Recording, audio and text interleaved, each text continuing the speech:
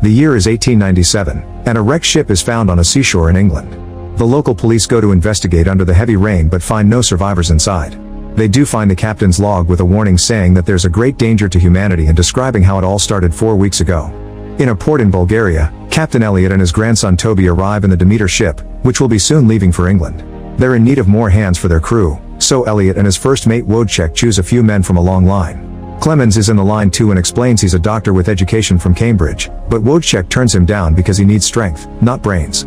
Clemens still goes to the port to see the crew load a bunch of mysterious boxes, since the workers that brought them refuse to stay any longer because sunset is approaching. While the crew moves the crates, one of them notices that a box has the symbol of a dragon on it, causing him to lose his grip in fear. The crate slips and nearly crushes Toby, but Clemens reacts fast and pulls him out of the way just in time. The man immediately quits, saying that the dragon symbol is a bad omen and he won't travel with it. Elliot is very thankful to Clemens, so Wojciech decides to hire him after all. The crew finishes loading the crates and comes aboard, not noticing a crate is spilling dirt.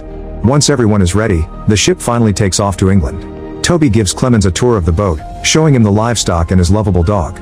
He also teaches him to knock on the wood if there's any trouble because it can be heard all the way from the bunks. In the evening, while the crew sings and dances together, Elliot informs Wojciech that when they reach London, he's retiring to be with his family so Wojciech will be the new captain. Meanwhile, one of the crates begins to shake and something mysterious moves inside. Afterward, the crew has dinner together and discusses what they'll do with their money. Clemens says he wishes to understand the world. Suddenly the dog starts barking and Toby rushes to check on the animals, who are screaming in fear. It makes Toby worry, but Clemens assures them the animals are just nervous because they sense a storm is coming.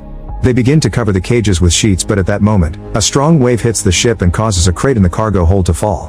While Toby goes to alert the others, Clemens checks the cargo hold and finds an open crate with a pile of dirt that fell from it. All of a sudden, something moves in the dirt. It turns out to be a woman who is barely breathing.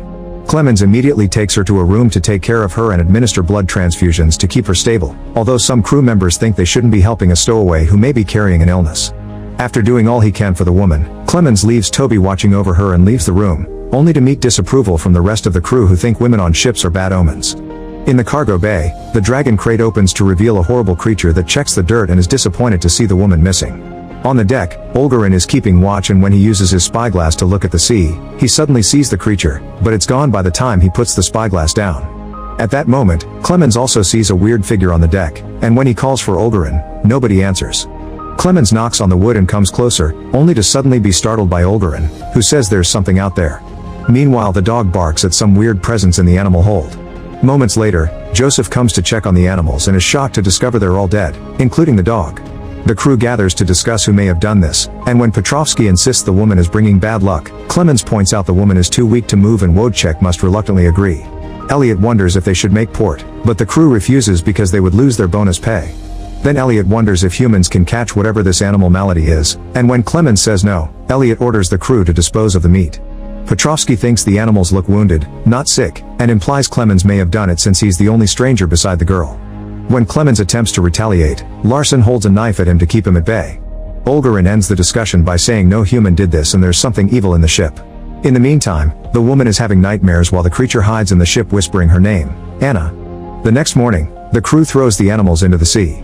Toby is devastated over the loss of his pet and because he was entrusted by Elliot to look after the animals, but Clemens comforts him. When the storm finally arrives with a very strong wind, the creature uses the darkness to sneak around the ship. Days pass and the crew thinks the storm is a bad omen too. Clemens keeps taking care of Anna, who is starting to stay awake for a few moments at a time and talks to Toby. Apparently she keeps repeating the word feed. One night, Clemens can't sleep and bumps into Joseph, who has noticed things are too quiet.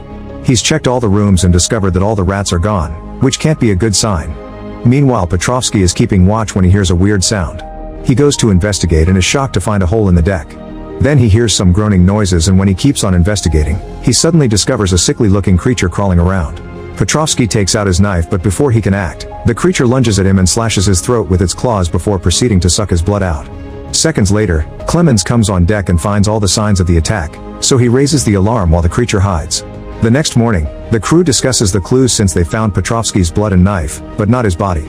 They wonder if he fell into the water, and Wojciech accuses Clemens, who points out he would be covered in blood if he had done it. He also explains that all the animals had bite marks on them, only to suddenly be interrupted by Anna, who has finally left the bed and says that he's here before freaking out.